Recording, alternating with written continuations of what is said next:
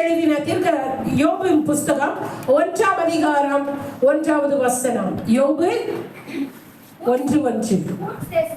ஊத் தேசத்திலே யோபு என்று பெயர் கொண்ட ஒரு மனுஷன் இருந்தான். அந்த மனுஷன் உத்தமனும் சன்மார்க்கனும் தேவனுக்கு பயந்து பொல்லாப்புக்கு விலகுகிறவனுமாய் இருக்கிறான். அல்லேலூயா. ஒரு தேசத்திலே ஒரு மனிதன் இருக்கிறார். அவர் பெயர் என்னங்க? யோபு. இந்த யோபையாவை குறித்து எத்தனை பேர் அந்த சாப்டர் படிச்சிருக்கீங்க? படிச்சிருக்கீங்களா? படிச்சதுல இருந்து என்ன கத்துக்கிட்டீங்க?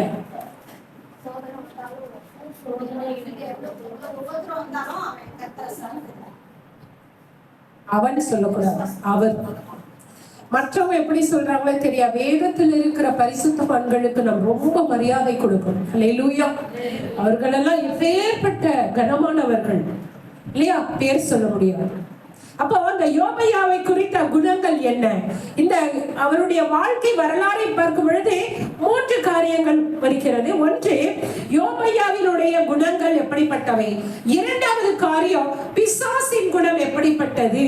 3வது, தேவ ஆவியானவரினுடைய அறிக்கை என்ன, ரிப்போர்ட் என்ன அப்படிங்கறத இந்த நாளில நம்ம பார்க்க போறோம். 3 காரியம்.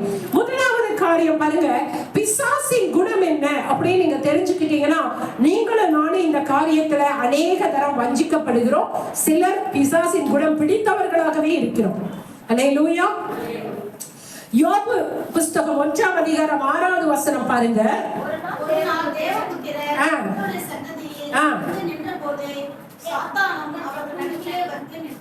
ஆமென். இப்போ தேவ சமூகத்திலே யார் போய் நிக்கிறான்? சாத்தான் நிக்கிறான். அருமையான தேவ பிள்ளைகளே, நீங்கள் கடைசி காலத்தில் நிற்கிறீர்கள். இன்றைக்கு பலிபீடத்தில் நிற்கிறவர்கள் எல்லாரும் பரிசுத்த ஆவியானவரால் நிற்கிறார்கள் என்று தவறாக நினைத்துக் கொள்ளக் கூடாது. அக்காலத்திலே தேவ சமூகத்திலே யார் போய் நின்னா? பிசாசு போய் நின்றது. அப்படி என்றால் இன்றைக்கும் உலகத்திலே அநேக சபைகளிலே, அநேக பரிசுத்த பலிபீடத்திலே அநேக பிசாசுகளும் வந்து நிற்கிறது. அல்லேலூயா, அல்லேலூயா. இங்க பலிபீடத்தில் நிற்கிறவர்கள் எல்லாரும் பரிசுத்த ஆவியானவரால் நிரப்பப்பட்டவர்கள் என்று நீங்கள் நம்பி ஏமாறாதீர்கள். எச்சரிப்போடு கூட இருக்கணும். எப்படி தெரிந்து கொள்வது? இங்க நிற்கிறவர்கள் பரிசுத்த ஆவியானவரோடு கூட இருக்கிறார்களா அல்லது பிசாசோடு கூட இருக்கிறார்களா என்பது எப்படி நீங்கள் அறிந்து கொள்ள வேண்டும் என்றால், அவர்களுடைய குணாதிசயங்களை வைத்து, அவர்களுடைய வாழ்க்கை முறைகளை குறித்து, அவர்களுடைய பேச்சை குறித்து, அவர்கள் செயல்படுகிற செயல்பாடை குறித்து இங்கு நிற்கிறது யார் என்று நீங்கள் அறிந்து கொள்ள முடியும். அல்லேலூயா. இப்ப தேவ சமூகத்துல யார் போய் நிக்கிறான்? சாத்தான் போய் நிக்கிறான். நிக்கும் பொழுது 7வது வசனம் பாருங்க. சாத்தானை பார்த்து நீ எங்கிருந்து வருகிறாய் என்றார். சாத்தான் கர்த்தருக்கு பிரதியுத்தரமாக பூமி எங்கும் உலாவி அதில் சுற்றித் திரிந்து வருகிறேன் என்றார். பாருங்க, இந்த இடத்துல ஆவியானவர் அவரை கேட்கிறாரு, எப்ப நீ எங்கிருந்து வர, எங்கிருந்து வர்றேன்னு கேட்கிறாரு. அது என்ன சொல்றாரு? அப்படின்னு என்ன அர்த்தம்? ஊரு சுத்துறவ எல்லாருக்குள்ள யாருடைய ஆவி இருக்கு? சத்தமா சொல்லுங்க. பிசாசின் ஆவி இருக்கிறவ வீட்டுல அடங்கி இருக்க மாட்டான், வேலைக்கு போக மாட்டான், ஊர் சுத்திட்டு இருப்பான். ஊரு கதைய, அந்த வீட்டுல என்ன நடக்குது, இந்த வீட்டுல என்ன நடக்குது, அவங்க வாழ்க்கையில என்ன நடக்குது அப்படிங்கறத பார்த்துட்டு சுத்திட்டு இருக்கிறவர்கள் யாருடையவர்கள்? சாத்தானுடைய ஆவி உள்ளவர்கள். அல்லேலூயா. அவர்களுக்குள்ள யார் இருக்கிறா? பிசாசின் ஆவி இருக்கிறது. அப்படி என்றால் அவர்கள் வீணாக ஊர் சுற்றி கொண்டு இருப்பார்கள். அல்லேலூயா. நான் பார்த்திருக்கேன் நிறைய பேர். இந்த வாரத்துல நடந்த காரியம், நான் வீட்டுல இருக்கேன்னு தெரிஞ்சாவே என் ஏரியால இருக்கவங்க நிறைய பேர் வந்துருவாங்க பிரேயருக்கு. அம்மா நீங்க வீட்டுல இருக்கீங்களா? ஆமாமா வீட்டுலதான் இருக்கேன். உடனே ஒரு 5-6 பேர் வருவாங்க. நாங்க உட்கார்ந்து ஜெபம் பண்ணுவோம். நான் பொதுவாக 10:30 மணிக்கு தான் எப்பவுமே ஊழியம் முடிச்சுட்டு என்னுடைய ஏரியாவுக்கு போவேன். போகும் பொழுது பாத்தீங்கன்னா ஒரு பிரபலமானவருடைய வீட்டு வாசல்ல குறைஞ்சது ஒரு 5-6 பேர் நிற்பாங்க 11 மணி வரைக்கும். அதுல பெண்களும் அடங்குவார்கள். பெண்களும் உட்கார்ந்து நாயை பேசிட்டு இருப்பாங்க. நான் பல நாட்களாக இதை பார்த்திருக்கேன். கரெக்டா இந்த வாரம் வந்து மாட்டுனாங்க என் வீட்டுக்கு. புட்டிச்சு ஆண்டவர் வாங்கினார். நீதிமொழிகள் 8வது அதிகாரத்தில் இருந்த வார்த்தைகளை எடுத்து ஒரு பெண் எப்படி இருக்க வேண்டும், வீடுகள் தோறும் பதவி இருப்பாள், வீதிகள் தோறும் பதவி இருப்பாள், அவள் எப்படிப்பட்டவ, மோசமானவ அப்படின்னு அதுல இருக்குன்னு சொல்லி அந்த வேத வார்த்தையை எடுத்து சொல்லி அவங்க கிட்ட சொன்னேன். இந்த மாதிரி வீதியிலே ஆண்களோடு உட்கார்ந்து நியாயம் பேசுறவங்க நல்ல பெண்கள் அல்ல இல்லையா? ஒரு சாட்சி இல்லாதவர்கள். அந்த நேரத்துல 4 பேர் ஒரு வீட்டுக்குள்ள உட்கார்ந்து ஜெபம் பண்ணி இந்த ஏரியா ரட்சிக்கப்படும் என்று சொன்னேன். ஆனால் அதை மனப்பூர்வமாக அவர்கள் ஏற்றுக்கொண்டார்கள். அல்லேலூயா, அல்லேலூயா. அருமையான தேவப்பிள்ளையே, நீங்கள் தேவையில்லாமல் ஊர் சுற்றி கொண்டு அந்த வீட்டுக்கும் இந்த வீட்டுக்கும் அங்கேயும் இங்கேயும் போயிட்டு இருந்தா உங்களுக்குள்ள யார் ஆவி இருக்கு? பிசாசின் ஆவி இருக்கிறது. யோபு 1:9 அதிகாரம் 9வது வசனம் பாருங்க. அதற்கு சாத்தான்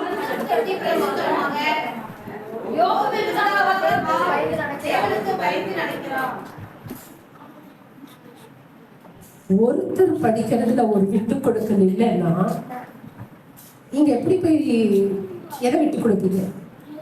பெரியவங்களும் அப்படிதான் இருக்கீங்க, சின்னவங்களும் அப்படிதான் இருக்கீங்க இல்லையா? ஒருத்தர் எடுத்துட்டாங்கன்னா அடுத்தவங்க என்ன பண்ணிடணும்? இல்லையா? ஓகே. அப்போ அவன் என்ன செய்கிறான்? குற்றப்படுத்துகிறான். என்ன செய்கிறான்? குற்றப்படுத்துகிறான். வீரராகவா உங்க ஊழியக்காரன் அப்படி இருக்கான், நீங்க எல்லாத்தையும் வேலி அடிச்சு பாதுகாத்தீங்கன்னு சொல்லி குற்றப்படுத்துகிறான். அப்படி என்றால் மற்றவனை குற்றப்படுத்துகிற ஆவி உள்ளவன் யாருடைய? எந்த ஆவி உடையவன்? பிசாசின் ஆவி உடையவன். எப்பொழுதும் பாத்தீங்கன்னா குற்றப்படுத்திட்டே இருப்பான். நீங்க செய்யற நன்மை தெரியாது, நீங்க செய்கிற தீமை மட்டும்தான் அவன் கண்ணுக்கு தெரியும். எப்பவும் திட்டிட்டு இருப்பான், எப்பவும் குறை சொல்லிட்டு இருப்பான். அப்படி நீங்க இருக்கீங்களா? அப்படி இருந்தா உங்களுக்குள்ள யாருடைய ஆவி இருக்கு? பிசாசின் ஆவி இருக்கிறது. அல்லேலூயா. இந்த வாரம் ஆராதனை பண்ற பிள்ளைங்க நல்லா என்கிட்ட நேத்து வாங்கி கட்டணும். சத்தம் போட்டுட்டு அப்புறம் மனசு கேட்கல. ஆனாலும் ஆண்டவர் சொன்ன ஆண்டவரே நான் உமக்கு அவரு சொன்னார், இல்ல பிள்ளையா இருந்தாலே நடக்க வேண்டிய வழியிலே நடத்து. அவங்க தப்பு பண்ணா நீ திட்டுறது, அவங்கள நேசிக்கிறதுனாலதான் நீ என்ன பண்ற? கடிந்து கொள்ற. என்னுடைய சிச்சை வராம இருக்கணுங்கிறதுக்காக தான் நீ உன் பிள்ளைகளை சிச்சிக்கிறேன். அது நல்ல வார்த்தை இல்ல? அல்லேலூயா. ஆண்டவர் உங்களை சிச்சி தர கூடாதுங்கிறதுக்காக ஒரு ஆவிக்குரிய தாயாய் நான் உங்களை என்ன பண்றேன்? கடிந்து கொண்டுகிறேன். அல்லேலூயா. என்னுடைய திட்டெல்லாம் நீங்க தாங்கிடலாம், ஆனா எங்க அப்பாவுடைய திட்டெல்லாம் தாங்க முடியுமா? முடியாது. அல்லேலூயா. அப்ப பாருங்க, குற்றப்படுத்துகிற ஆவி உள்ளவன் யாருடைய ஆவி இருக்கிறவனுக்குள்ள? பிசாசின் ஆவி இருக்கிறது. அடுத்தது குறை கூறும் ஆவி. எப்பவும் பாத்தீங்கன்னா அடுத்தவங்களை பத்தி குறை சொல்லிட்டே இருப்பாங்க. அவங்க இப்படி பண்ணாங்க, அவங்க அப்படி பண்ணாங்கன்னு குறை சொல்லிட்டே இருந்தா அவங்களுக்குள்ள யாரு இருக்கு? சத்தமா சொல்லுங்க. அவன் உங்களுக்குள்ள என்ன ஆவி இருக்கு? சத்தமா சொல்லுங்க. அதையும் சொல்ல முடியல, பரிசுத்த ஆவியானவருடன் சொல்ல முடியல. பிசாசு ஆவினா சொல்றதுக்கு இருதயம் குத்துறது. அல்லேலூயா. தயவு செய்து இதுக்கப்புறமாவது நீங்க என்ன பண்ணணும்? மாறணும். அடுத்தது என்ன செய்யுது? இந்த ஆவி எப்படிப்பட்ட ஆவி? குறை கூறும் ஆவி, குற்றப்படுத்தும் ஆவி, பொறாமையின் ஆவி. இதெல்லாம் யாருடைய ஆவி? பிசாசின் ஆவி. அல்லேலூயா. இதெல்லாம் எங்களுக்கு விசுவாசிகளுக்கு சொல்றீங்க பாஸ்டர்மா, தேவ சமூகத்துல நிக்கிற ஊழியக்காரர்களுக்கு அது எப்படி பொருந்தும்? என்னுடைய சகோதரி ஒரு சபைக்கு போயிட்டு இருந்தாங்க. ரொம்ப கஷ்டப்பட்ட பிள்ளவ, ரொம்ப கஷ்டத்துல இருந்து கொஞ்சம் கொஞ்சமா டெவலப் பண்ணி ரொம்ப கஷ்டப்பட்டு ஒரு பவுண்ட் செயின் வாங்கி போய் அவங்க போதகர்கிட்ட காமிச்சாங்க. பாஸ்டர், வாழ்க்கையிலேயே முதல் முறையா நாங்க ஒரு நகை வாங்கி இருக்கோம், இதை பிளஸ் பண்ணுங்க. அவர் கை வச்சு ஜெபம் பண்ணிட்டு, இயேசுவின் நாமத்தினாலே முதலாவது செய்கிறதெல்லாம் ஆண்டவருக்குரிய பெட்டியை மட்டும் போமா. அல்லேலூயா. என்ன சொன்னாரா? பெட்டியில போடு, கர்த்தர் உன்னை ஆசீர்வதிப்பார். அதோட சரி அவன் சபையை விட்டான். அல்லேலூயா. அந்த பிள்ளைங்க எவ்வளவு தாகத்தோடு, உண்மையா நான் சொல்றேன், என் பிள்ளைங்க என் சபை மக்கள் ஒரு வீடு கட்டினாவோ ஒரு பொருள் வாங்கினாவோ எனக்கு அவ்வளவு சந்தோஷம். என்னுடைய சபையில ஒரு 6-7 பேர் புது வீடு கட்டினாங்க. அதுக்கு பிளானிங் எல்லாம் கூட ஆண்டவர் சொல்லுவார், அவங்களுக்கு சொல்லியிருக்கேன். அந்த பால் காய்ச்சறப்போ அந்த அந்த வீடு இனாகிரேஷன் கூப்பிடுறப்ப போனா அவ்வளோ ஹாப்பியா நானு இருப்பேன். அப்போ ஒரு முறை ஒரு சகோதரி பார்த்துட்டு அவங்க ரிலேஷன்லயே ஒரு 3 பேருக்கு அந்த வீடெல்லாம் அப்ப சொன்னாங்க, ஃபர்ஸ்ட்மா ஒவ்வொரு வீடையும் பார்த்து பார்த்து சொல்றீங்க, அவ்வளோ ஹாப்பியா நீங்க வந்து பண்றீங்க, உங்களுக்கு ஒரு வீடு வேணும்னு நீங்க நினைக்க மாட்டீங்களா? நான் சொன்னேன், எனக்கு எப்ப தரணும்னு எங்க அப்பாவுக்கு தெரியும். அல்லேலூயா. ஆனா என் பிள்ளைகள் இப்படி வீட்டுல இருக்கிறது எனக்கு அவ்வளவு பெரிய சந்தோஷம். எனக்கு என்னமோ அந்த டெம்டேஷன் கூட வரதே இல்லை, இன்னைக்கு வரைக்கும் அது வந்ததே கிடையாது. அல்லேலூயா. அப்போ ஏன் வராதுன்னா, நீ கர்த்தருடைய ஆவியோடு இருக்கும் பொழுது கர்த்தர் என்னுடைய பிள்ளைகள் நல்லா இருக்கணும்னு நினைக்கிறவர் அவர். அல்லேலூயா. அப்ப நமக்குள்ள என்ன இருக்காது? பொறாமையின் ஆவி இருக்காது. பொறாமையின் ஆவி இருந்தா யாருடைய ஆவி நமக்குள்ள இருக்கு? பிசாசின் ஆவி நமக்குள் இருக்கிறது. அடுத்தது பாருங்க, இந்த ஆவி எப்படிப்பட்டதா? யோபு 10ஆம் அதிகாரம் 12வது வசனம் பார்த்தீங்கன்னா, அது அழிக்கும் ஆவி. என்னது? அழிக்கும். உன்னுடைய பொருளாதாரத்தை அழிக்கும், உன்னுடைய சமாதானத்தை அழிக்கும், உன் சந்தோஷத்தை அழிக்கும், உனக்குண்டான எல்லாத்தையும் அழிக்கிற ஆவி யாருடைய ஆவி? இது எப்படி நீங்க சொல்றீங்க? அழிக்கிறதுக்கு நாங்க என்ன பண்ணோம் அப்படின்னு நீங்க நினைச்சீங்கன்னா சொல்றேன் பாருங்களேன். ஒருத்தருக்கு சண்டை இல்லையா? அவங்க என்ன பண்ணாங்க, ஒருத்தரை பத்தி உங்ககிட்ட சொல்லிட்டாங்க. இப்போ கணவன் மனைவி 2 பேருக்கு பயங்கர சண்டைப்பா. கணவன் மனைவியை பத்தி எங்களை கம்ப்ளைண்ட் பண்ணுவார். ஓகேவா? மனைவி என்ன பண்ணுவாங்க? கணவனை பத்தி எங்கிட்ட சொல்றாங்க. இப்ப நான் என்ன பண்ணணும்? இங்க சொல்றது அப்படியே அங்க ஒப்பிச்சா குடும்பம் என்ன ஆயிரும்? டைவர்ஸ் ஆயிரும். ஆமென். ஆமாவா இல்லையா? ஆமா. அருமையான என்னுடைய பையன் ஒரு மகன் இருக்காங்க, வரல. அது சொல்லுவார் அடிக்கடி, அம்மா இன்னைக்கு நான் கணவன் மனைவியா இருக்கேன்னா அது உங்களாலதாமான்னு சொல்லுவேன். ஏன் சாமி அப்படி சொல்ற? இல்லம்மா, எத்தனை பிரச்சனைகள் எங்க வாழ்க்கையில நாங்க பிரிந்தே போய் விடுவோம் என்று நாங்க நினைச்சோம். நைட்டு 12 மணிக்கெல்லாம் வந்து உங்க வீட்டு கதவை தட்டி இருக்கேன். 1 மணி வரைக்கெல்லாம் எனக்கு கவுன்சிலிங் பண்ணி இருக்கீங்க. நைட்டு எப்பெல்லாம் பிரச்சனையா ஓடி வருவோம், எப்பெல்லாம் பிரச்சனையா உங்களுக்கு போன் பண்ணுவோம், அப்பெல்லாம் எடுத்து எடுத்து எடுத்து எடுத்து எங்களை ஆறுதல் படுத்தி எங்களை இன்னைக்கு எங்க குடும்பமா இணைச்சிருக்கீங்க. அல்லேலூயா. அப்போ 9 காரியம் கணவனை பத்தி தப்பா மனைவி சொன்னாலும், மனைவியை பத்தி 9 காரியம் தவறாய் கணவன் சொன்னாலும், அந்த சொல்லுகிற அந்த ஒரு நல்ல வார்த்தையை மட்டும்தான் நம்ம என்ன செய்யணும்? சொல்லணும். ஏன்? நமக்குள்ள என்ன ஆவி இருக்கு? பரிசுத்த ஆவியானவர் இருந்தா நீ கர்த்தருடைய பிள்ளைகள் சமாதானம் பண்ணுகிறவர்களா இருப்பார்கள். அல்லேலூயா. உங்களுக்குள்ள ஆவி இருந்தால், ஆண்டவருடைய ஆவி இருந்தால் நீ என்ன பண்ணுவ? சமாதானம் பண்ணுகிறவர்களா இருப்பார்கள். இன்னைக்கு எத்தனையோ குடும்பங்கள் பிரிந்து போக இருந்த குடும்பங்களை கர்த்தர் சேர்த்து வைத்திருக்கிறார். அல்லேலூயா. பிரிந்து போன குடும்பங்களை கர்த்தர் இணைத்து இருக்கிறார். அல்லேலூயா. ஏன்? யாருடைய ஆவி வேணும் அதற்கு? ஆண்டவருடைய ஆவி இருந்தால் தான் நீ அதை செய்ய முடியும். ஆனா இருக்கிறவங்க கொஞ்சம் நஞ்சத்தை ஊதி ஊதி பெருசாக்குறவன் யாருடைய ஆவி? பிசாசு. நான் உங்களுக்கு ஏற்கனவே சொல்லியிருக்கேன் இல்லையா? என்னை ஒரு 2011வது வருஷம் என்ன ஒரு ஊழியக்காரர் கூட்டு போனாரு. அவங்க விசுவாசி வீட்டுக்கு தீர்க்க தரிசனத்துக்காக. 2 பேரும் கவர்மெண்ட் வேலைக்காரங்க. அந்த ஐயா எச்எம், அவரு அந்த அப்பா டீச்சர், கவர்மெண்ட் டீச்சர். ஒரு பெரிய போர்டு இருக்குது வீட்டுல. நாளைக்கு நான் லேட்டாக வருவேன். சரி, இன்று இரவு எனக்கு டிஃபன் வேண்டாம், ஏன்? வெளியிலே போகிறேன்.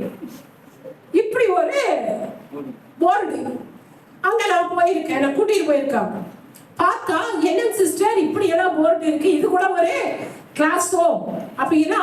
இல்லைங்க சிஸ்டர், என்னை கூட்டிட்டு போன ஊழியக்காரர் சொல்ற, பாஸ்டர்மா ஐயாவும் அம்மாவும் 11 வருஷமா பேசுறது இல்ல. எத்தனை வருஷம்? 11 வருஷமா பேசுறது இல்ல. அப்படியா? நீங்க எத்தனை வருஷமா வரீங்க? 11 வருஷமா வரேன். சூப்பர், நல்ல ஒரு ஊழியக்காரர் இல்லையா? அவர் எத்தனை வருஷமா போறாரா? 11 வருஷமா. அன்னைக்கு போய் ஆண்டவர் வாங்க வாங்க வாங்க 2 பேரையும் உட்கார வச்சு என்ன பண்ணிட்டாரு? சரண்டராய் ஒப்புரவாக்கி வச்சுட்டாரு. போச்சா? என்னால கூட்டிட்டு போனவருக்கு என்ன ஆயிடுச்சு? அவுட் 1000 ரூபாய். அல்லேலூயா. வெளியில வந்து சொன்னார், ஏன் பாஸ்டர்மா உங்களுக்கு இந்த வேலை? எதுக்கு இந்த வேலை? இல்லையா? அவங்க பிள்ளைக்கு திருமணத்துக்கு தடையா இருக்குன்னு உங்களை போனேன். நீங்க இப்படி பண்ணிட்டீங்க, எனக்கு ஒண்ணுமே புரியல. நல்லதாங்க பண்ணேன். இவருடைய வேலை என்னன்னா, அவர் என்கிட்ட ஆலோசனை சொன்னார். என்ன நீங்க புழைக்க தெரியாம இருக்கீங்க? நாங்க பாருங்க சாயந்தரம் 4 மணி வரைக்கும் வீட்டுல ஏதாவது ஒரு வேலை பண்ணுவோம். 4 மணிக்கு மேல நல்லா குடிச்சிட்டு வெள்ளை விலை போட்டுக்குவோம். ஒரு ஆசீர்வாதமான வசனத்தை தியானிச்சுக்குவோம். மாதம் முழுவதும் நல்ல ஆவிக்குரிய சபையில, நல்ல பாரம்பரிய சபையில இருக்கிற நல்ல கவர்மெண்ட் வேலைக்காரங்க ஒரு 30 பேர் கையில இருக்காங்க. எல்லா சபையும் எல்லா வீட்டுக்கும் போவோம். ஒரு நாளைக்கு 5 வீடு, நல்ல பலகாரம், நல்ல டிஃபனு. ஒரு ஆளுக்கு எப்படி 500 ரூபாய்க்கு குறை இல்லாம, எப்போ 2011லயே 500 ரூபாய்க்கு குறை இல்லாம எனக்கு காணிக்க. ஒரு நாளைக்கு 3000 to 4000 வருமானம். நல்ல சாப்பாடு, நல்ல எல்லா வசதியும் இருக்கு. கிறிஸ்துமஸ்னா 30 ட்ரெஸ் 20 ட்ரெஸ் எனக்கு வந்துடும். அதை விட்டுட்டு நீங்க என்னடானா சபையை வச்சு கஷ்டப்பட்டுட்டு இருக்கீங்க. ஆசனை உங்களுக்கு அப்படி ஒரு ஆசீர்வாதமான ஊழியம் ஐயா, எங்களுக்கு இப்படிப்பட்ட ஊழியத்தை கர்த்தர் நியமிச்சிருக்காரு. அல்லேலூயா. அதுக்கப்புறம் அந்த பாஸ்டர் என்னை எங்கேயாவது கூட்டிட்டு போவாரா? கூட்டிட்டு போவே மாட்டார் இல்லையா? இவரு என்ன பண்றது, அந்த அம்மா ஊழியக்காரன் நினைச்சு சொன்ன காரியத்தை அந்த ஐயாட்ட சொல்ல, அது இன்னும் கொஞ்சம் அப்படி சொல்லிட்டாளா, அவரு சொன்னது அப்படியே வந்து இந்த அம்மாட்ட சொல்ல. ஆக மொத்தத்துல பிரிவினையாகவே இருந்தது 11 வருஷம். அல்லேலூயா. கர்த்தருடைய பிள்ளைகளே, இன்னைக்கு ஊழியக்காரர் மாத்திரம் இல்லை, இன்னைக்கு நீங்களும் தான். இன்னைக்கு நீங்க போற இடத்துல அந்த குடும்பத்துல எவ்வளவு பெரிய பிரச்சனை இருந்தாலும் நீங்க போனோம்னா சமாதானமா செஞ்சிடணும். அல்லேலூயா. ஒப்புரவாக்குகிறவர்களா இருக்கணும். எப்படி ஒப்புரவாக்க முடியும்? உங்களுக்குள்ள யாருடைய ஆவி இருக்கணும்? யாருடைய ஆவி? சில பேர் போனாங்கன்னு வச்சுக்கோங்க, அந்த கடகடகடகட இருக்க வீடு போய் 1/2 மணி நேரத்துல தெரிச்சு ஓடிடுவாங்க. ஏன்? சண்டை. நீங்க அப்படி இருக்க கூடாது. அப்ப உங்களுக்குள்ள யாருடைய ஆவி இருக்கு? சத்தமா சொல்லுங்க. இப்போ இந்த ஆவி எல்லாம் உங்களுக்குள்ள இருந்தா உங்களுக்கு யாருடைய ஆவி இருக்கு? பிசாசின் ஆவி இருக்கிறது. இந்த ஆவி என்னென்ன பண்ணும்? குற்றப்படுத்தும், குறை கூறும், பொறாமையா இருக்கும், அழிக்கும். அடுத்தது என்ன பண்ணும்? வாக்குவாதம் பண்ணும், ஆர்குமெண்ட் பண்ணும். ஒரு தப்புன்னு சொன்னா ஏத்துக்க மாட்டாங்க. என்ன செய்வாங்க? ஆர்குமெண்ட். நீங்க வேணா யோசிச்சு பாருங்களேன். ஏன் நீ பண்றது தப்புனா ஆமாங்கம்மா ஒரே வார்த்தையில முடிச்சுட்டா மேட்ரு முடிச்சுடா. ஆமாவா? அது யாராவது செய்யறமா? இல்ல, நான் அப்படி இல்லைங்க, நான் அப்படிங்க இப்படிங்க. அதுக்கு ஒரு 1.5 மணி நேரம் உன் எனர்ஜியை வேஸ்ட் பண்ண. ஆமா தப்பு முடிஞ்சிருச்சா? ஆர்கியூ பண்ணாத. ஆர்கியூ பண்றவனுக்குள்ள இருக்கிறது என்னது? பிசாசின் ஆவி. அல்லேலூயா. அல்லேலூயா. இப்ப எத்தனை பேருக்குள்ள கர்த்தருடைய ஆவி இருக்கு? இந்த அழகா போய் சொல்றாங்க, ஐயோ கர்த்தாவே, அப்ப இங்க சொன்னது எதுவுமே உங்ககிட்ட இல்ல இல்லையா? மனப்பூர்வமாய் பாவம் செய்கிறீர்களே. அல்லேலூயா. ஒண்ணு வேணா சொல்லுங்க, இருந்தது இனி எங்க கிட்ட இருக்காதுன்னு சொல்லுங்க. கரெக்டா? இருந்தது ஆனா இனிமே இருக்காது. ஏன்? இதெல்லாம் தப்புன்னு ஆண்டவர் எனக்கு சொல்லி கொடுத்துட்டாரு. இங்க நான் மாத்திக்கிறேன். அல்லேலூயா. சத்தமா? ஓகே. இப்படி எல்லாம் கூட இருக்க முடியுமா? ஒரு மனுஷனா இந்த உலகத்துல அப்படி எல்லாம் இருக்க முடியுமா? கஷ்டமா? இருக்க முடியுங்கிறத இந்த மனுஷனை பத்தி சொல்றோம். இந்த தேவ மனுஷன் எப்படி இருந்தாரு பாருங்க. உங்களை மாதிரி என்ன மாதிரி பாடுள்ள ஒரு மனுஷனா தான் இருந்தாரு. இயேசு சாமி சொல்லல, யோபையாவை சொல்றேன். யோபையாவுடைய கேரக்டர் என்ன தெரியுங்களா? அவரு ஒரு எப்படி சொல்றாரு, ஊர் தேசத்திலே யோபு என்கிட்ட ஒரு மனுஷன் இருக்கிறார். அவர் என்ன பண்றாரா? உத்தமன். உத்தமன்னா என்னமா? உத்தமன்னா என்ன? உண்மை உள்ளவன். அடுத்தது நேர்மையானவன், மிக சிறப்பானவன். அல்லேலூயா. உங்களை பார்த்து உங்க ஏரியால வந்து கேட்டா என்ன சொல்லுவாங்க? ஐயோ சாமி, யாரு அவங்களா? ஐயோ வாய திறக்காத வரைக்கும் பரவாயில்லைங்க, இறந்துட்டாங்க அந்த அம்மாவெல்லாம். எப்படிப்பட்ட ஒரு சாட்சி பார்த்தீங்களா? ஆனா யோபையாவை குறித்து என்ன சாட்சி? உத்தமன். அடுத்தது சன்மார்க்கன். சன்மார்க்கம்னா என்ன? நல்ல வழிகளில் நடக்கிறவன், நற்பண்புள்ளவன். அவங்கதான் யாருங்க? சன்மார்க்கன். அடுத்தது தேவனுக்கு பயந்தவர். ஹல்லேலூயா. தேவனுக்கு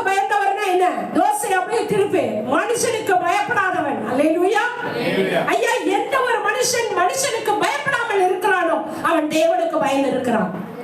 அல்லேலூயா. எந்த சிச்சுவேஷன்லயும் நீ யாருக்கு என்ன பண்ணக்கூடாது, பயப்பட மாட்டேன்னா நீ யாருக்கு பயந்து இருப்பேன்னு அர்த்தம். கர்த்தருக்கு பயந்து இருக்கிறவன் எந்த மனுஷனுக்கும் பயப்பட மாட்டான். அல்லேலூயா. அப்போ அடுத்தது பொல்லாப்புக்கு விலகுகிறவர். அல்லேலூயா. என்னத்திற்கு விலகுகிறார்? தீமையை விட்டு விலகுகிறவர் இந்த மனுஷன் சொல்லி சொல்றாரு. அப்ப அடுத்தது இந்த யோபு ஐயாவை குறித்து உங்களுக்கு கதை தெரியுமா? தெரியுமா? அவர் ஒரு மிகப்பெரிய பணக்காரர், மிகப்பெரிய பணக்காரர். அவருக்கு எத்தனை குழந்தைங்க இருந்தாங்க? அவருக்கு குழந்தைங்க எத்தனை பேர் இருந்தாங்க? 10 பேரா? 7 குமாரர் 3 குமார்த்திகள். இது 2வது பிள்ளைங்களா? ஃபர்ஸ்ட். அப்போ அந்த குழந்தைங்க எல்லாரும் என்ன பண்றாங்கன்னா ஒவ்வொரு நாளைக்கு ஒவ்வொரு வீட்டுல விருந்து பண்றாங்க. ஆனா இந்த யோபு என்ன செய்கிறாரு, தன் பிள்ளைகள் ஒரு சமயம் பாவம் செய்திருப்பாங்கன்னு சொல்லி டெய்லி பலியிடுவாராமா. டெய்லி அப்படின்னு என்ன அர்த்தம்? அவங்க மனசுக்குள்ள ஒரு வெளிப்பாடு, ஏதோ என் பிள்ளைங்க தப்பு செய்யறாங்க. உங்களுக்கு தெரியுமா, நீங்க சரியா இருந்தீங்கன்னா உங்க பிள்ளை தப்பு செஞ்சா உங்களுக்கு தெரியும். தெரியுமா தெரியாதா? இல்லையா? அவனுடைய நடக்கையில கொஞ்சம் மாற்றம் இருக்கு. எப்ப தெரியுமா தெரியும்? நீங்க முதல்ல ஒழுங்கா உங்க குடும்பத்தை கவனிக்கிறவங்களா இருந்தா தெரியும். ஆமாவா இல்லையா? இன்னைக்கு நிறைய பேரு தப்பில்ல பாலும் கிணத்துல உணர வரைக்கும் தெரியாது. அவன் முழுகி போகிறப்பதான் வந்து நிற்பாங்க. ஐயோ பாஸ்டமா இப்படி எல்லாம் நடக்கிறாங்க, எனக்கு தெரியல. ஏன்? முதல்ல நீ சரியில்லை. உன் குடும்பத்தை கவனியாத, பிள்ளைகளை கவனிக்காம, கணவனை கவனிக்காம இருந்தா குடும்பம் என்ன ஆயிரும்? உடைந்து போகும். ஹல்லேலூயா. அப்ப இந்த யோபையா தன் பிள்ளைகள் பாவம் செய்திருப்பார்களோ என்று அவர்கள் என்ன செய்யறாரு? பயந்து பலியிட்டாங்க. ஆனா வேறொரு வசனம் இவ்விதமாய் சொல்லுகிறது, நீ பயப்படும் காரியம் உனக்கு வந்து நேரிடும். எப்பவுமே நீ என்ன பண்ணணும்? பாசிட்டிவா நினைக்கணும். ஹல்லேலூயா. அடிக்கடி சொல்லுவாங்க, யாரோ இறந்துற மாதிரியே எனக்கு தோணுதுமா, இறந்துருவோம். ஞாபகம் வச்சுக்கோ. ஏதோ ஒண்ணு ஆபத்து வரப்போகுதுன்னு தோணுது, அதை கட்டி ஜெபம் பண்ணு. வராம இருக்கணும்னு ஜெபம் பண்ணு. வந்துருமா வந்துருமா வந்துருமா வந்துரும். அல்லேலூயா. அப்ப இந்த யோபு என்ன செய்யறாரு? என் பிள்ளைங்க ஏதாவது அழிவு வந்துருமா வந்துருமா வந்துருமானாரு, வந்துருச்சு. அல்லேலூயா. அப்போ வரும் காரியங்களை அவருக்கு அறிந்திருக்கிற ஒரு தேவ மனுஷனாக இருந்தார். அடுத்தது யோபு 1:21 பாருங்க.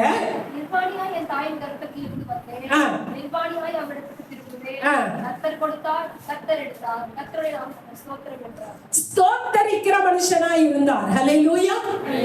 என்ன பண்றாரு? எப்போ? நல்ல கரைஞ்சோறு சாப்பிடுறப்ப ஸ்தோத்திரம் இல்ல, நல்ல ஆசீர்வாதம் இருக்கிறப்ப ஸ்தோத்திரம் இல்ல. எப்ப தெரியுமா சொல்றாரு? எல்லாம் அழிந்த பிறகு, தன் பிள்ளைகள் எல்லாரும் செத்துட்டாங்க, மரித்து போயிட்டாங்க, ஆடு மாடெல்லாம் போச்சு, தனக்கு இருந்த காடு தோட்டம் எல்லாம் அழிஞ்சு போச்சு, எல்லாம் முடிந்தது. அப்ப ஒரு மனுஷன் துதிக்கிறாரு. நான் அவர் எப்பேற்பட்ட மனுஷனா இருப்பார். அல்லேலூயா. உங்களுடைய வாயில எப்ப துதி வருது? பொய் சொல்லாம சொல்லும். நன்மை கிடைச்சா துதிப்போம். அடுத்தது சந்தோஷமா இருந்தா துதிப்போம். அப்புறம் பிரச்சனை வரப்ப துதிக்கிற, அடி உழுந்துருச்சுன்னா துதிக்க மாட்டீங்க. உழுகிறதுக்கு முன்னாடி இது துதிக்கலாம். ஆனா இவர் என்ன செய்யறாரு? எல்லாம் இழந்த பொழுதும் கூட என்ன செய்யறார்? துதிக்கிறார். அல்லேலூயா. ஒரு துதிக்கிற மனுஷன் எந்த சிச்சுவேஷன்லயும் துதிப்பார். வீழ்ந்து போனாலும் துதிப்பார், உயர்ந்தாலும் துதிப்பார். ஹல்லேலூயா. எல்லாம் இழந்த பொழுதும் அந்த மனுஷனுடைய வாயில் என்ன வருது? கர்த்தர் கொடுத்தார், கர்த்தர் எடுத்தார், கர்த்தருடைய நாமத்திற்கு. ஐயா, இந்த மனைவி, இந்த மகள், இந்த ஆசீர்வாதம், இந்த ஆடு மாடு, இந்த வீடு எல்லாம் யார் கொடுத்தா? கர்த்தர் கொடுத்தாரா இல்லையா? நான் ரொம்ப கஷ்டப்பட்டு சம்பாதிச்ச மாஸ்டர்மா, நீங்க ஈஸியா சொல்லிட்டீங்க. ஏன் உங்களுக்கு இந்நாளில் ஐஸ்வர்யத்தை சம்பாதிக்க பலனை யாரையா கொடுத்தா? யோசிச்சு பாருங்க. அம்மா வயிற்றுல இருந்து என்ன கொண்டு வந்தீங்க? என்ன கொண்டு வந்தீங்க? ஒண்ணே இல்ல. இந்த பூமியில இருக்கிற ஒரு துருவு முதற்கொண்டு நீங்கள் அனுபவிக்கிற ஒவ்வொன்று யார் கொடுத்தா? கர்த்தர் கொடுத்தா. அப்ப கர்த்தர் எடுத்ததுக்கு அப்புறம் நம்ம என்ன செய்யணும்? ஸ்தோத்திரிக்கிறவர்களா இருக்க வேண்டும். ஹல்லேலூயா, ஹல்லேலூயா. ஐயா, கர்த்தர் கொடுத்தார், கர்த்தர் எடுத்தார், கர்த்தருடைய நாமத்திற்கு ஸ்தோத்திரம். நான் இதை சொல்லும் பொழுது நான் ஒரு 16 வாகனத்தை நாங்கள் மாற்றி இருக்கிறோம். காரணம், டியூ கட்ட முடியாம. ஆரம்ப காலத்துல ஊழியம் ஆரம்பித்த புதுசுல எல்லாம் பஞ்சம், வறுமை. 3 மாசம் ஒரு செகண்ட் ஹேண்ட் வாங்குவோம், 2 மாசம் டியூ கட்டுவோம், 3 மாசம் கட்ட முடியாது, பைனான்ஸ் கார எடுத்துட்டு போயிடுவோம். நடக்கும். தாரதாரியா தண்ணி வரும் கண்ணுல. என்னுடைய கால் வேற பாத்தீங்கன்னா அப்படி சதையே இருக்காது, வெறும் எலும்பா இருக்கும். என்னுடைய சரீரத்துக்கு ஏற்ற கால் இருக்காது, பாதம். அப்படி ஒரு எலும்பு உராசும். அழுது கொண்டே நடப்பேன். ஒரு ஏரியால இருந்து மற்றொரு ஏரியா வரைக்கும் நடந்து நடந்து நடந்து ஊழியம் பண்ணுவேன். குமரபாளையத்துல எல்லாம் போகாத இடங்கள் கிடையாது.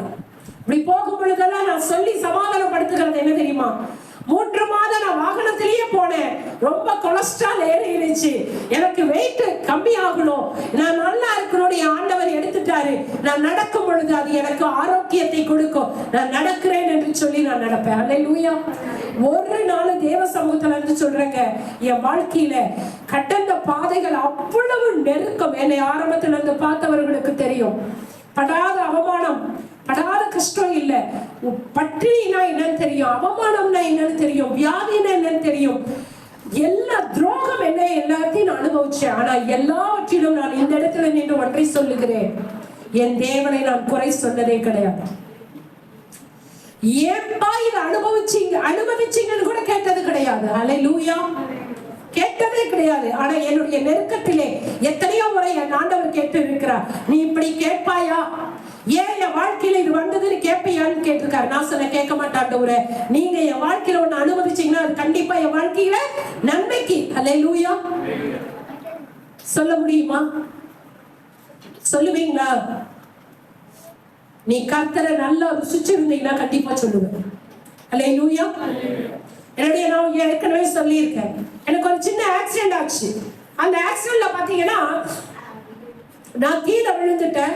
என் மேல என்னுடைய வாகனம் விழுந்துருச்சு, குறுக்கி விழுந்திருக்கேன். என்னுடைய கையில இருக்கிற அந்த போன் அப்படியே நவுந்துருச்சு. என்னை தூக்கிட்டு ஆஸ்பத்திரிக்கு போறாங்க. இங்க இருக்கிற லாக் கழண்டுருச்சு. இதுக்கும் 4 இன்ச்சு கேப்ல கிடக்குது என்னுடைய எலும்பு உள்ள. இப்ப டாக்டர் சொன்னாரு, 1 மணி நேரம் கழிச்சுதான் உங்களுக்கு இந்த இடத்துல லாக் மாட்டணும். உயிர் போகுது, வலி. ஐசியூல துட்டிக்கிறேன், வழியே தாங்க முடியல. அவங்க சொல்லிட்டாங்க, கண்ட்ரோல் பண்ணீங்களே, பொறுத்துக்க வேண்டியதான், வேற வழியே இல்லைன்ட்டாங்க.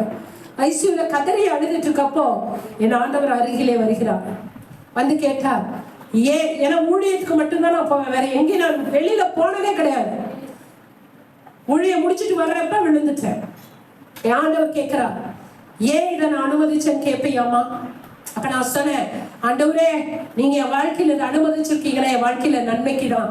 நான் கேட்க மாட்டேன் ஆண்டவரே, ஆனா எனக்கு இந்த வழி தாங்கவே முடியல, எனக்கு இதை மட்டும் தாங்க கிருபை கொடுங்க. அப்ப அந்த ஐசியூல பாத்தீங்கன்னா அப்படியே ஒரு கை வந்து என்னை அணைத்து, என்னை அப்படியே அணைத்தது போல ஒரு உணர்வு எனக்கு வந்தது. நான் அப்படியே தூங்கி போனேன். ஹல்லேலூயா. ஆனா அதுல கீழே விழுந்து கையை லாக்கு, எலும்பு நகர்ந்து போனது ஒரு நன்மையா பாஸ்டர்மா? எனக்கு நன்மை. ஹல்லேலூயா. 20 வருஷத்துக்கு முன்னாடி, முதல் டெலிவரிக்கு முன்னாடி என்னுடைய மகள் வயிற்றுல இருக்கிறப்போ மேல இருந்து கீழே உருண்டதுல ஒரு நடு போன்ல போய் ஒரு நரம்பு மாட்டிருச்சு. அது ஆபரேஷன் பண்ணணும்னாங்க, பண்ணவே இல்லை. 20 வருஷமா அந்த எலும்புக்குள்ளேயே அந்த நரம்பு அமுத்திட்டு ரொம்ப வழியா இருந்தது. இந்த ஆக்சிடென்ட்ல 22 நாளைக்கு அப்புறம் ஒரு ஸ்கேன் பண்ணி பாருங்க. நாங்க ஸ்கேன் பண்ணதுல, முழு ஸ்கேன் பண்ணதுல அந்த டாக்டர் ரிப்போர்ட்டை பார்த்துட்டு சொன்னார், என்னது இடுப்பு பகுதியில ஒரு நரம்பு ரொம்ப ஸ்மாஷ் ஆகி நசுங்கி நிலையில வெளியில இருக்கு. ஹல்லேலூயா. கீழே விழுந்ததுனால 20 வருஷத்துக்கு முன்னாடி அந்த எலும்புக்குள்ள போன நரம்பு வெளியிலே வந்துருச்சு. ஹல்லேலூயா. 1 லட்சம் ரூபாய் நான் செலவு பண்ணல, அட்டெண்டர் இல்ல, 10 நாள் ஆஸ்பத்திரியில இல்ல, 3 மாசம் பெட் ரெஸ்ட் இல்ல. இலவசமாக என் தேவன் எனக்கு உள்ளே மாட்டி இருந்த நரம்பை வெளியிலே கொண்டு வந்தார். ஹல்லேலூயா. அப்ப கர்த்தர் எனக்கு நன்மை செய்தாரா இல்லையா? உங்க வாழ்க்கையில எது நடந்தாலும் நீங்க என்ன செய்யணும்? ஸ்தோத்திரம். என்ன பிரச்சனை வந்தாலும் ஸ்தோத்திரம், என்ன வியாதி வந்தாலும் ஸ்தோத்திரம், என்ன வறுமை வந்தாலும் ஸ்தோத்திரம், எவ்வளவு பெரிய பிரச்சனை வந்தாலும் உங்க வாயில என்ன வரணும்? ஸ்தோத்திரம். ஏன்? கர்த்தர் நன்மையை மட்டுமே செய்கிறவர். என் தகப்பனுக்கு தீமையை செய்யவே தெரியாது. உங்க வாழ்க்கையில ஒரு தீமையை அனுமதிக்கிறார் என்றால் அது உங்களுக்கு தீமையா இருக்கும் போல தோன்றும், ஆனால் அது நிச்சயம் உங்களுக்கு நன்மையா இருக்கும். அல்லேலூயா, அல்லேலூயா. இந்த இடத்துல இந்த மனுஷன் என்ன செய்கிறார்? எந்த சூழ்நிலையிலும் என்ன பண்ணுகிறார்? துதிக்கிறவராய் இருக்கிறார். அடுத்தது, அவர் பாவம் செய்யாதவராய் இருக்கிறார். அல்லேலூயா. என்ன செய்யல? எத்தனை பேர் நீங்க சொல்ல முடியும்? பாஸ்டர்மா நான் பாவமே செஞ்சதில்லை. நீங்க இப்படி எல்லாம் கேட்டீங்கன்னா நாங்க எந்திரிச்சு ஓடிடுவோம். குற்ற உணர்வு எங்களை குத்துக்கிறது. அல்லேலூயா. இவரை என்ன செய்யறது இல்லையா? யாரு அவர்? யாரு? சாதாரண ஒரு நம்மள மாதிரி ஒரு மனுஷன். ஆனா அவரால் பாவம் செய்யாம இருக்க முடியும்னா ஏன் நம்மளால முடியாதா? முடியுமா? முடியாதா? முடியும். நீங்க ட்ரை பண்ணுங்க. அல்லேலூயா, அல்லேலூயா. அடுத்தது, யோபு எந்த இடத்திலும் தேவனை குறை சொல்லல. என்ன சொல்லல? எத்தனை பேர் நீங்க உங்க வாழ்க்கையில குறை சொல்றீங்க? நாங்க நல்லாதான் ஜெபம் பண்றோம், நல்லாதான் ஆண்டவர் சமூகத்துக்கு வரோம், ஆனா நடக்கவே இல்லை. சொல்லாத, குறை சொல்லாத. தகுதி நமக்கு இல்ல. அல்லேலூயா. யாருக்கு எப்படி கொடுக்கணும்னு அவருக்கு தெரியும். அப்ப இந்த யோபையா என்ன செய்யாதவர்? குறை கூறாதவர். அடுத்தது, நிதானிக்கும் மனுஷன். அல்லேலூயா. இந்த மனுஷன் எப்படிப்பட்டவர்? நிதானிக்கும். இன்னைக்கு நிறைய பேருக்கு அந்த நிதானம் இல்ல, அந்த பொறுமை இல்ல. ஏன் என் வாழ்க்கையில ஆண்டவர் கொடுத்தாருங்கிறத யோசிக்கிறது இல்ல. பட மனுஷன்கிட்ட பேசுற மாதிரியே ஆண்டவர்கிட்ட பேசிடுறது. பிரசங்கி அதுதான் சொல்றாரு. தேவ சமூகத்துக்கு வரப்போ உன்னுடைய வாயின் வார்த்தைகள் எப்படி இருக்கணும்? சுருக்கமா இருக்கணும், கவனமா இருக்கணும். ஆண்டவர்கிட்ட வந்து தேவையில்லாத பேசி மாட்டிக்காத, இல்லையா? அடுத்தது, அவர் எப்படி இருக்கிறாரா? பாசிட்டிவாக பேசுகிற மனுஷன். அடுத்தது, பிறருக்காக உருக்கமாய் ஜெபிக்கிற மனுஷனாய் இருந்தார். அல்லேலூயா. யோபு 42ஆம் அதிகாரம் 9-10 வசனங்களை வாசிங்க. அப்பொழுது யோபு பிரதியுத்தரமாக, செய்ய வல்லவர், செய்ய நினைத்தது தடைபடாது என்பதை அறிந்திருக்கிறேன். அறிவில்லாமல் ஆலோசனையை மறைக்கிற இவன் யார்? ஆகையால் நான் எனக்கு தெரியாததையும் என் புத்திக்கு எட்டாததையும் நான் அறியாததையும் அளப்பினேன் என்கிறேன். நீ எனக்கு செவி கொடும், அப்பொழுது நான் பேசுவேன், நான் உம்மை கேள்வி கேட்பேன். 10வது வசனம் 42:10. யோபு தன் சிநேகிதனுக்காக வேண்டுதல் செய்தபோது, யோபு தன் சிநேகிதனுக்காக வேண்டுதல் செய்த பொழுது கர்த்தர் அவன் சிறையிருப்பை மாற்றினார். யோபுக்கு முன் இருந்த எல்லாவற்றை பார்க்கிறோம் இரட்டத்தனையாய் கர்த்தர் அவனுக்கு தந்தருளினார். ஆனா 9வது வசன கடைசி பகுதியை ஒன்று வாசிங்களே. கர்த்தர் யோபுவின் முகத்தை பார்த்தார். அது என்ன முகத்தை பார்த்தார்? முகத்தை பார்த்தாருன்னா என்ன அர்த்தம்? சொல்லுங்களேன்.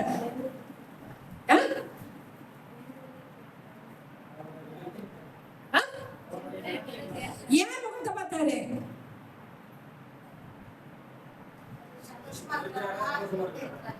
ஏமா அவர் ஜெபம் பண்றாருமா, அடுத்தவங்களுக்காக சந்தோஷமா இருக்கிறார்.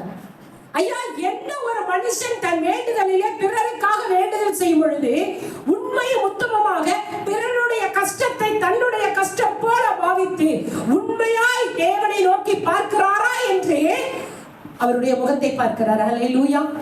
இன்னைக்கு நீங்க போய் பேசுறீங்களா உண்மை பேசுறீங்களா உங்க மூஞ்ச பார்த்தாவே தெரியும். ஆமாவா இல்லையா? ஆமாவா இல்லையா? இல்லையா? இப்ப நீங்க அடுத்தவங்களுடைய கஷ்டத்தை வந்து எங்களை ஷேர் பண்றீங்க. பாஸ்டர்மா, உண்மையாலுமே பாஸ்டர்மா பாவம் அந்த ஐயாக்கு ரொம்ப முடியாம இருக்காங்க அப்படிங்கிறக்கும், பாஸ்டர்மா அந்த ஐயாக்கு ரொம்ப முடியலைங்க பாஸ்டர்மா. இந்த ரெண்டுக்கு என்ன வித்தியாசம் சொல்லு? இப்ப இந்த ரெண்டும் உங்களுக்கு செஞ்சு காமிச்சேன். ஃபர்ஸ்ட் உங்ககிட்ட சொன்னதுக்கு என்ன அடையாளம்? உண்மையா சொன்னது. உண்மையா ஒரு ஃபீலோட. ஆமாவா?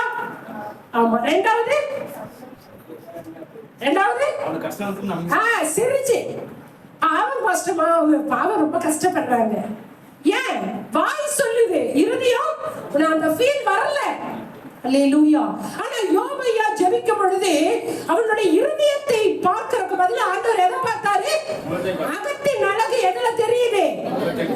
முகத்துல தெரியுது. ஆண்டவரே, என்னுடைய சிநேகிதர் உங்களுக்கு விரோதமா தப்பா பேசிட்டாங்க, அவங்கள நீங்க மன்னிச்சுக்கங்கங்கறத ஒரு பாரத்தோடு கூட, ஒரு உண்மையோடு கூட அவர் வேண்டுதல் செய்கிறதை அவர் முகத்தை தேவன் பார்த்தார். அல்லேலூயா. இன்னைக்கு பிறருக்காக நீ ஜெபம் பண்றப்போ நீங்க எப்படி ஜெபிக்கிறீங்க? பிறருக்காக நீங்க ஆறுதல் கொடுக்கும் பொழுது எப்படி கொடுக்கறீங்கன்னு உங்க மூச்சை பார்த்தாவே தெரிஞ்சுக்கலாம். அல்லேலூயா. நான் என் வீட்டுக்கு கீழே இருக்கிற ஹவுஸ் ஓனருக்கு நாங்க தான் சாப்பாடு கொடுக்குறோம். நீங்க நம்புறீங்களோ இல்லையா? என்னாலேயே முடியலன்னா கூடங்க சில நேரங்களில் நம்ம கொஞ்ச நாள் நல்லா தூக்கி இன்னைக்கு ரெஸ்ட் எடுக்கணும்னு நினைப்பேன். ஆனா ஒரு 8 மணி ஆயிடுச்சுன்னா எனக்கு என்ன தெரியுமா தோணும்? ஐயோ பாவம், அந்த அம்மா சுகர் பேஷண்ட், அவங்களுக்கு பசிக்கும். ஆண்டவர் சொல்லியிருக்காரு, தன்னை போல பிறனை நேசிட்டாரு. அந்த உடனே வசனம் வந்துருது. உடனே எதிரி போ, உங்களுக்கு ஒரு 2 தோசையாவது ஊத்தி கொண்டு போய் கொடுத்துட்டு படுத்துக்கலாம். அல்லேலூயா, அல்லேலூயா. ஏன் ஏன் எனக்கே முடியல, நான் படுத்திருக்கலாம்ல? இல்ல இல்ல, ஆண்டவர் நம்ம வசனம் உள்ளவர்க்கா? என்ன வசனம்? தன்னை போல. நமக்கு சுகர் இருந்தா நமக்கு பசிக்குமா பசிக்காதா? பாவம் அவங்க நம்ம தானே கொடுக்கணும். அப்ப நம்ம என்ன பண்ணிடணும்? கொடுத்துட்டு படுத்துக்கோ. அல்லேலூயா. அப்ப யோபுவினுடைய முகத்தை ஏன் பார்த்தா? அவன் இருதயத்தை பார்த்ததற்கு பதிலா முகத்தை பார்த்தார். அல்லேலூயா, அல்லேலூயா. இவர் எல்லாத்திலையும் துதிச்சாரே, எல்லாம் இழந்த பிறகு கூட இல்ல, வியாதியின் உச்சத்திலும் துதித்தார். அல்லேலூயா. வியாதியினுடைய உச்சம். வியாதி எப்படி தெரியுமா? சாதாரண வியாதி இல்ல, ஒரு பெரிய கோடீஸ்வரர், பாலும் நெய்யில தவிழ்ந்தவர், எல்லாம் இழந்தாச்சு. தலையில இருந்து கால் வரையும் பெரிய பெரிய கொப்பளம், உடம்பு முழுவதும் கொப்பளம், அப்படியே பிக்கிது. ஓடு எடுத்து சொரிஞ்சிட்டு நடு வீதியில உட்கார்ந்துட்டு இருக்கிறாரு. சாம்பல்ல மேல போட்டுக்கிறாரு, அந்த பிப்பு தாங்க முடியாம. ஆனால் அப்ப அந்த சிச்சுவேஷன்லயும் ஆண்டவரை குறை சொல்ல. அல்லேலூயா. ஐயா, சாதாரண மனுஷன் யோபையா, நம்மள மாதிரி தான் வாழ்ந்தாரு. அவரால் அப்படி இருக்க முடியும்னா ஏன் உங்களால என்னால இருக்க முடியாதா? அதுதாங்க கிறிஸ்துவன், அதுதான் கிறிஸ்துவன். அல்லேலூயா. ஏனென்றால் என் வாழ்க்கையில என்ன பிரச்சனை வந்தாலும் என் காரியத்தை அனுமதிக்கிறார்கள், அது எனக்கு நன்மைக்கு, கர்த்தர் தாங்கக்கூடிய பலனை தருவார் என்று சொல்லி துதிக்கிற மனுஷன் தான் ஆண்டவருக்கு உண்மையான மனுஷன். அல்லேலூயா. அப்ப அப்படிப்பட்ட யோபையாவை போல நம்ம இருக்க முடியுமா? முடியுமா முடியாதா? சத்தமா சொல்லுங்க. சத்தமா இருக்க முடியுமா முடியாதா? முடியும்ன்றவங்களால ஆண்டவர் முடிய செய்வார். முடியாதுன்னு சொன்னீங்கன்னா முடியாது. இப்ப முடியுமா முடியாதா? சத்தமா முடியும்னா கண்டிப்பா ஆண்டவர் அவருக்கு கொடுத்த கிருபையை நமக்கும் கொடுப்பார். அல்லேலூயா. இதெல்லாம் தாங்கிறதுக்கு என்ன வேணும்?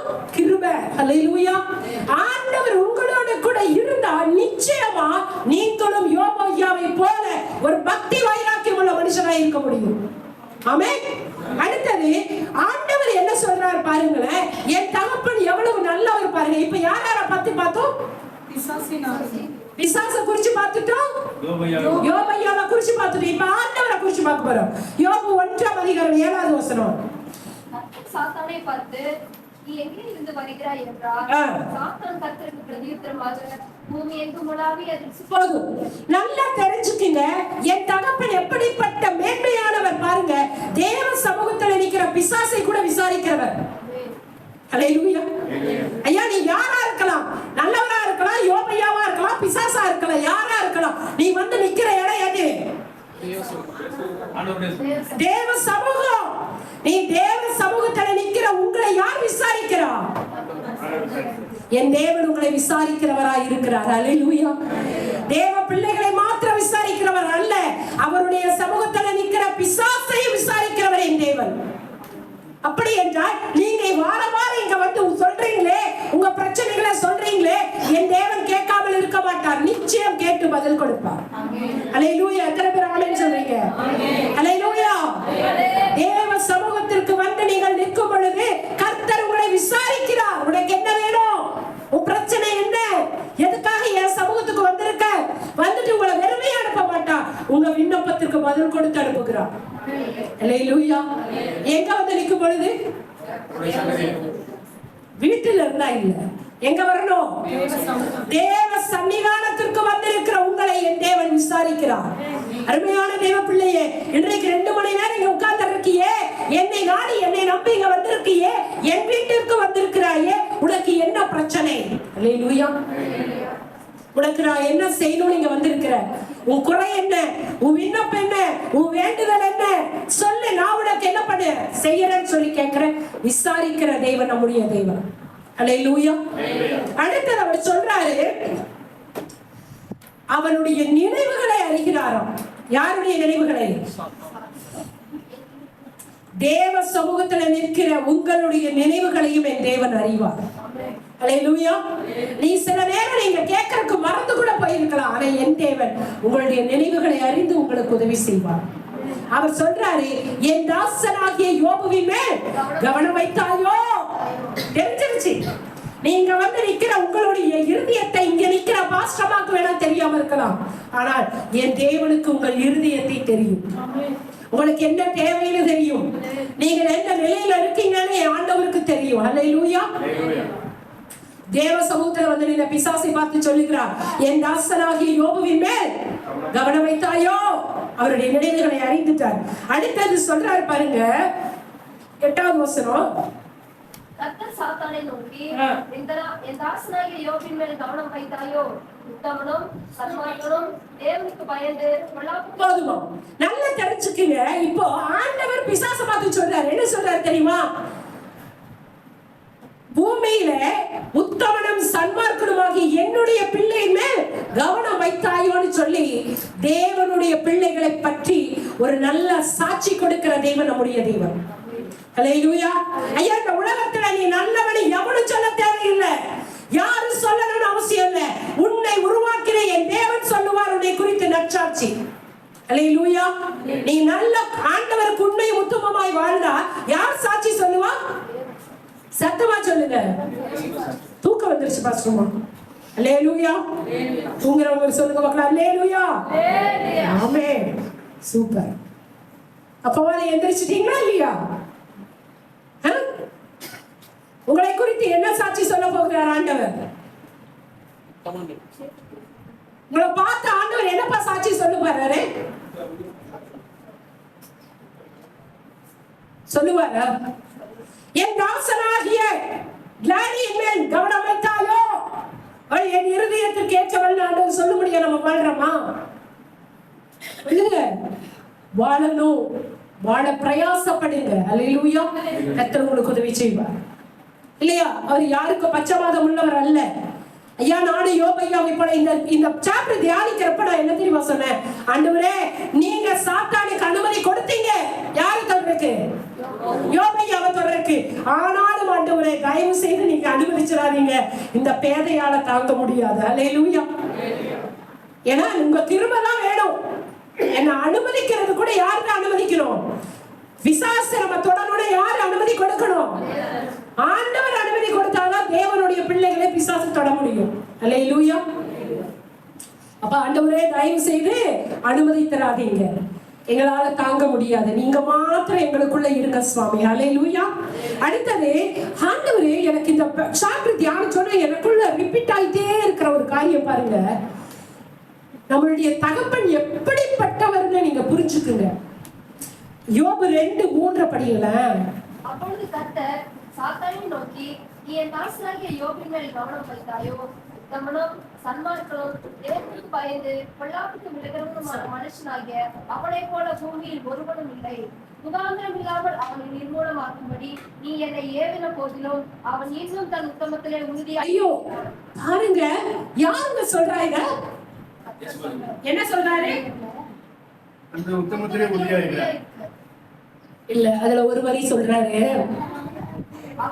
முகாந்திரம் இல்லாமல். யாருங்க ஏற்றுக்கொள்றா? ஐயோ, இந்த வரி பண்ணி சொன்ன நட்டுகளை என்ன தெரியுமா? யாரு இதை ஏத்துக்கிறா? ஆண்டவர் சொல்றாரு. யார்கிட்ட? பிசாசுக்கு சொல்றாரு, முகாந்திரம் இல்லாமல் நீ என்னை ஏவிட்டாங்கிறாரு. அல்லேலூயா. ஐயா, இயேசு சொன்ன ஆண்டவரையே ஏவறாருன்னா நீங்களும் நானும் ஏமாத்துறோம். அவர் சரண்டர் பண்றாரு. அதுதான் ஆண்டவர். பாவத்தை அவர் இந்த இடத்துல சரண்டர் பண்ண வேண்டிய அவசியம் இல்ல. ஆனா அவர் ஏத்துக்கிட்டாரு பாருங்க. முகாந்திரம் இல்லாமல் என்ன பண்ண, நீ ஏவிட்ட, நானும் உனக்கு என்ன பண்ணிட்டேன், பர்மிஷன் கொடுத்துட்டேன்னு அந்த இடத்துல அவர் தன்னை சரண்டர் பண்றாரு. இன்றைக்கு தேவ பிள்ளையே நீ எவ்வளவு பெரிய பாவம் பண்ணாலும் சரி, அதை முதல்ல நீ என்ன பண்ணு, சரண்டர் பண்ண கத்துக்கோ. ஹல்லேலூயா. என் தேவன் பாருங்க, அந்த இடத்துல அவங்க சொல்ல வேண்டிய அவசியம் இல்ல. ஆனா அது நமக்கு மாடலா சொல்லி இருக்கா.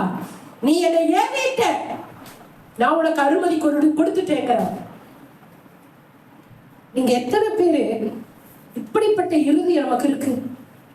ஐயா நான் சொல்லிட்டேன், இப்ப ஐயா சொன்ன உடனே நான் ஏன் சரண்டர் ஆனேன்னா இதெல்லாம் தான். எங்க அப்பாவே அவரை ஒத்துக்கிட்டாரு. நீ என்ன முகாந்திரம் இல்லாம என்னை ஏறிட்ட, என்ன தூண்டிட்ட, நானும் உனக்கு பர்மிஷன் கொடுத்துட்டேன்னு அவர் ஏத்துக்கிட்டாருன்னா அவருடைய பிள்ளை நானும் என்ன பண்ணணும், ஏத்துக்கணும். அந்த தப்பு, ஆமா நான் தப்புதான், நான் செஞ்சது தப்புன்னு என்ன பண்ணிக்கோ, ஏற்றுக்கொள். ஹல்லேலூயா. பாருங்க நம்ம தகப்பன் எவ்வளவு மேன்மையா நமக்கு கற்றுக் கொடுக்கிறார். அவர் சாக்கு போக்கு சொல்லல. அந்த இடத்துல அந்த வரியை எடுத்திருக்கலாம், ஆனா அவர் விரும்பல. ஏன்னா என் ஆண்டவர் அவ்வளவு நல்லவருங்க. யார் என்ன நினைப்பாங்கிறது அவருக்கு தேவையில்லை. நான் இப்படித்தான், நான் தப்பு செஞ்சேன்னு ஏத்துக்கிற மனப்பக்குவம் உள்ளவர். ஹல்லேலூயா. அவர் அதை ஏத்துக்கிட்டார். அடுத்தது பாத்தீங்கன்னா எத்தனை முறை அவன் 2-3 முறை வந்து நிற்கிறான்.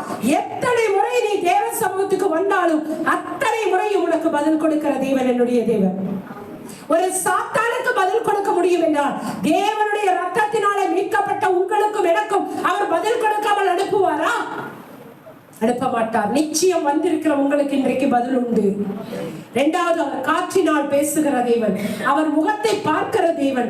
அடுத்தது சிறையிருப்பை மாற்றுகிற தேவன். அடுத்தது இங்கு வந்திருக்கிற உங்களுக்கு உங்கள் தவறை மனப்பூர்வமாய் நீங்களும் தேவனை போல அறிக்கையிடும் பொழுது, ஆண்டவரே நீ பிசாசு என்னை இந்த மாதிரி தவறு செய்ய தூண்டிட்டான், இனி நான் செய்யக்கூடாது நீங்க அறிக்கையிடும் பொழுது என் தேவன் உங்களுடைய சிறையிருப்பை மாற்றி உங்களுடைய முன்னிலைமையிலும் பின்னிலைமையை ஆசீர்வதிக்க போகிறார். அல்லேலூயா. என் தேவன் ஆசீர்வதித்தால் நீங்கள் இரட்டத்தனையான ஆசீர்வாதத்தை பெற்றுக்கொள்ள போறீங்க. அல்லேலூயா. எத்தனை பேர் நான் பெற்றுக்கொள்ள போறேங்கிறீங்க? எப்படி பெற்றுக்கொள்ள போறீங்க? உங்களை தாழ்த்தும் பொழுது, நீங்கள் துதிக்கும் பொழுது, நீங்கள் ஒப்புக்கொள்ளும் பொழுது கர்த்தர் உங்களை சிறையிருப்பை மாற்றி இரட்டிப்பான நன்மை நான் இந்த இடத்துல இருந்து நீங்கள் கடந்து போக போறீங்க. எழுந்து நிற்கலாமா? எல்லாரும் எழுந்து நின்று, பிசாசினுடைய குணங்கள் உங்களிடத்தில் இருந்தால் இந்நாளிலே அதை தேவனுடைய சமூகத்திலே அறிக்கை செய்யுங்கள். வேண்டாம் சுவாமி, எங்களுக்கு அப்படிப்பட்ட பொல்லாத ஆவி வேண்டாம், குற்றப்படுத்துகிற ஆவி வேண்டாம், குறை சொல்லுகிற ஆவி வேண்டாம். ஆண்டவரே, யோபையாவை போல கர்த்தரை காலத்திலும் எந்த சிச்சுவேஷன்லயும் ஒரு துதிக்கிற ஆவி எனக்குள்ளாக தாங்க சுவாமி.